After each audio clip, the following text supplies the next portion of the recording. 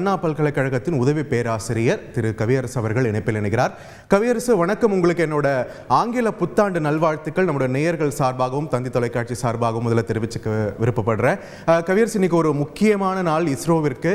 இந்த எக்ஸ்போசாட் திட்டம் அப்படின்றது இதுக்கு முன்னாடி நம்ம பார்த்த திட்டங்கள்ல இருந்து, இதுக்கு முன்னாடி நம்ம பண்ண ஆராய்ச்சிகள்ல இருந்து எந்த அளவுக்கு மாறுபட்ட ஒரு திட்டம்? வணக்கம் பார்த்திபன், உங்களுக்கும் ஆங்கில புத்தாண்டுகள் வாழ்த்துக்கள், நமது நேயர்களுக்கும் ஆங்கில புத்தாண்டு நல்வாழ்த்துக்கள். இந்த திட்டம் இன்னைக்கு நம்ம ISRO வந்து செயல்படுத்த போறாங்க இல்லையா, PSLV C-58 ராக்கெட் மூலமா எக்ஸ்போசாட் மிஷன். இது வந்து ஒரு ரொம்ப ஒரு முக்கியமான திட்டம். ஏன்னு பாத்தீங்கன்னா, உலகத்திலேயே வந்து 1 அல்ல 2 கண்ட்ரி, இவங்க நாசா, அதை தொடர்ந்து ஐரோப்பியன் யூனியனும் இதை பத்தி முயற்சிட்டு இருக்காங்க. 2021 நாசா இந்த மாதிரி ஒரு கிட்டத்தட்ட சிமிலர் மிஷன் ஒண்ணு அனுப்பியிருக்காங்க.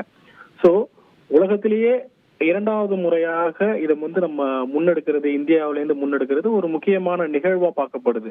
அது மட்டும் இல்லாமல் வெளில இருக்கிற நட்சத்திரங்கள் கூட்டமைப்ப இந்த பர்டிகுலர் மிஷன் மூலமா, அதாவது எக்ஸ்போசாட் மூலமா அதோடைய போலரைசேஷன் அஸ் வெல் அஸ் அதோடைய எக்ஸ்ரே கதிர்கள் ஆராய்ச்சி பண்றது ரொம்ப ஒரு முக்கியமான விஷயம். இதன் மூலமா விண்வெளியில அறியப்படாத சில புதிர்களுக்கு வந்து நமக்கு வந்து விடை கிடைக்கக்கூடும். உதாரணத்துக்கு சொல்லணும்னு வச்சுங்களேன், இதன் மூலமா வந்து நம்ம நியூட்ரான்கள்ல இருந்து எப்படி அந்த எக்ஸ்ரே கதிர்கள் வெளிப்படுது, பிளாக் ஹோல்கள் அதாவது கருந்துளைகள்ல இருந்து என்ன மாதிரியான ரேடியேஷன்ஸ் வெளிப்படுது, அது மட்டும் இல்லாம எண்ணற்ற நட்சத்திரங்கள் கூட்டமைப்புல இருந்து என்ன மாதிரியான கதிர்வீச்சுகள் வெளிப்படுது அப்படிங்கறத முக்கியமா அனலைஸ் பண்றதுக்காக தான் இந்த மிஷனை வந்து ISRO வந்து டிசைன் பண்ணிருக்காங்க.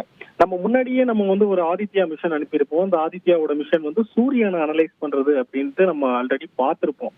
சோ இந்த ஆதித்யா மிஷனையும் இந்த மிஷனையும் நீங்க கிட்டத்தட்ட கம்பேர் பண்ணலாம். இது எப்படின்னு பாத்தீங்கன்னா, அதுக்கு வந்து உங்களுடைய ஒரு நட்சத்திரத்தோடைய பிறப்புல இருந்து இறப்பு வரைக்கும் உங்களுக்கு தெரியணும். உதாரணத்துக்கு பாத்தீங்கன்னா, ஒரு நார்மலா ஒரு நட்சத்திரம் எப்படி உருவாகும் பாத்தீங்கன்னா, அதோடைய டஸ்ட் பார்ட்டிகல், ஸ்பேஸ்ல இருக்கிற டஸ்ட் பார்ட்டிகளை வச்சு உருவாகும். அது வந்து 2 விதமா உருவாகும். ஒன்னு வந்து ஆவரேஜ் ஸ்டார்னு சொல்லுவாங்க, இன்னொன்னு வந்து மேசிவ் ஸ்டார்னு சொல்லுவாங்க. இப்ப நம்ம சூரியன் இருக்கு இல்லையா, இது வந்து ஒரு ஆவரேஜான ஒரு ஸ்டார். இதோடைய வாழ்வு எப்படி இருக்கும்னா, இதை தொடர்ந்து இதுல இருக்கிற ஃபியூவல் எல்லாம் எரிக்கப்பட்டு அணுக்கரு இணைவு நிகழ்ந்ததுக்கு அப்புறம் சிகப்பு ஜெயண்டா மாறும், அதாவது கொஞ்சம் சிகப்பா மாறும்.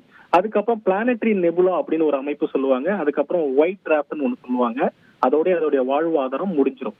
வேற சின்ன ஒண்ணு சொன்னோம் பாத்தீங்களா, மேசிவ் ஸ்டார். அது என்ன ஆகும்னா, பெருசு சூப்பர் ரெட் ஜெயண்டா மாறி அப்புறம் சூப்பர் நோவாவா வெடிப்பு ஏற்படும். அதுல இருந்து neutron star as well as black hole உருவாகும்.